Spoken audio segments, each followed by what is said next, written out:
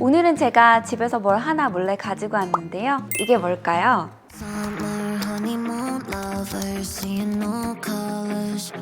안녕하세요. 다시 젊어지는 닥터 리영입니다. 오늘은 제가 집에서 뭘 하나 몰래 가지고 왔는데요. 이게 뭘까요? 겉에만 봐도 사실 딱 티가 나죠. 여기 병원 마크 상비약이 들어있는 비상약통이에요. 제가 피부과에서는 집에 어떤 약을 갖고 있을지 하나씩 보여드리면서 소개해드리려고 합니다. 그러면 같이 이 약통을 한번 열어볼게요.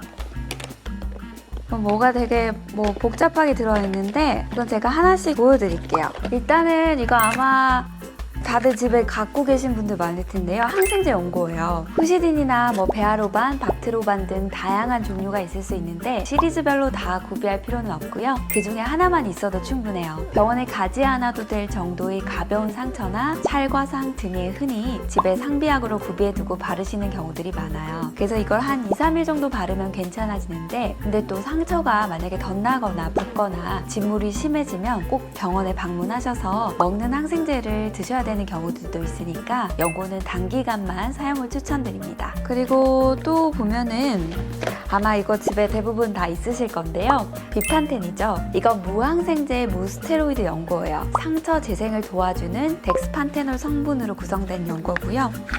어린 아기부터 누구나 사용이 가능해서 전 국민적인 그런 피부 재생 연고로도 워낙 유명해요. 근데 이게 사실 기름기가 좀 많아요. 그래서 좀 끈적인다는 단점이 있는데 필요한 부위에 적절하게 사용하면 항생제 연고 없이도 피부 본연의 재생 능력을 높여줄 수가 있습니다. 근데 또 연고 성분에 알러지가 있거나 특별한 경우가 아니라면 민감한 부위와 경미한 상처에도 사용할 수가 있어요. 그리고 요거는 좀 생소하신 분들도 있을 거예요. 미보 연고라고 하는 건데요. 생각보다 우리가 일상생활에서 화상을 입는 경우가 많더라고요. 요리를 하거나 또는 고데기 같은 헤어 제품을 사용할 때 특히요. 그래서 가벼운 1도 화상 정도는 집에 구비된 화상 연고가 있으면 간편합니다. 아까 말씀드렸던 그런 포시딘이나 베아로반 같은 항생제 연고를 발라줘도 좋고요. 저는 이 베타 시스테롤 단인 성분의 미보 연고를 하나 구비해 놓고 있어요. 그래서 이 미보 연고는 화상이나 상처로 인한 피부의 세균 감염을 예방하고 흉터를 좀 최소화하기 위해서 사용하는 연고라고 보시면 되겠습니다.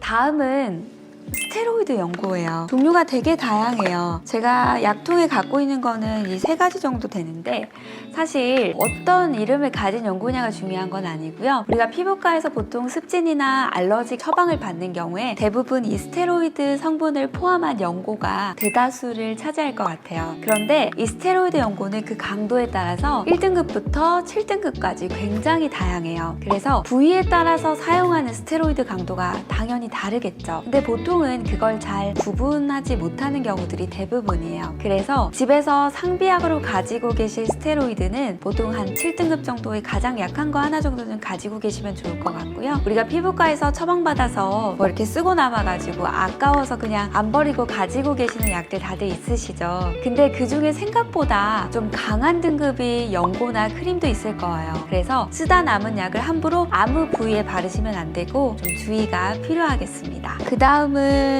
사실 이거 데일밴드인데요. 이거는 집에 없는 분들 없으시겠죠. 가벼운 상처나 연고를 바른 후에 그냥 안 묻게 상처를 보호하면서 그냥 붙여주고 덮어줄 때 저도 가끔 씁니다. 그리고 이거 보신 적 다 있으시죠? 수분밴드인데요. 듀오덤이라고 하는 상품명으로도 많이들 알고 계세요. 우리가 딱풀이나 데일밴드처럼 아예 수분밴드의 대명사가 되어버린 듀오덤인데 사실 저는 일반 밴드보다 이 듀오덤을 더 많이 쓰긴 해요. 날카로운 종이에 베었을 때나 집에서 뾰루지를 셀프로 압출하고 난 다음에 진물이 조금 올라올 수도 있잖아요. 그럴 때 저는 이 듀오덤을 반나절 정도 붙여둬요. 그런데 간혹 또 이 듀오덤 알러지가 있으신 분들도 있으니까 그런 분들은 유의하셔야겠습니다.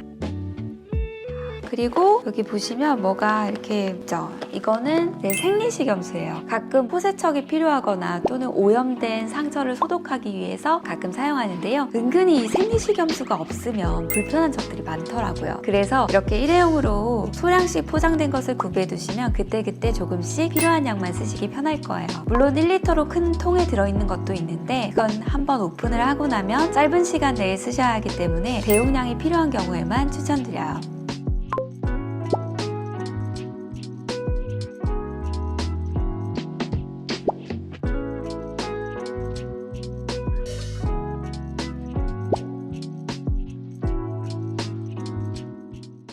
오늘은 피부과 의사의 가정 상비약 비상 약통을 공개해드렸어요. 이걸로만 해결될 수 있는 가벼운 상처는 병원을 방문하기 전에 집에서 간단하게 해결해 볼 수는 있어요. 그런데 사실 저는 제가 의사다 보니까 딱 보면 진단하고 이게 제 선에서 되겠다 아니다를 알 수 있으니까 이 정도로 사실 최소한의 약들만 구비하고 있는 거고요. 이걸로 안 되면 혼자서 집에서 며칠 끙끙 앓지 마시고 꼭 가까운 피부과를 방문하셔서 적절한 진단과 치료를 받으시면 좋겠습니다. 오늘 영상이 많은 도움이 되셨으면 좋겠습니다. 지금까지 다시 젊어지는 닥터 리영이었습니다. 감사합니다.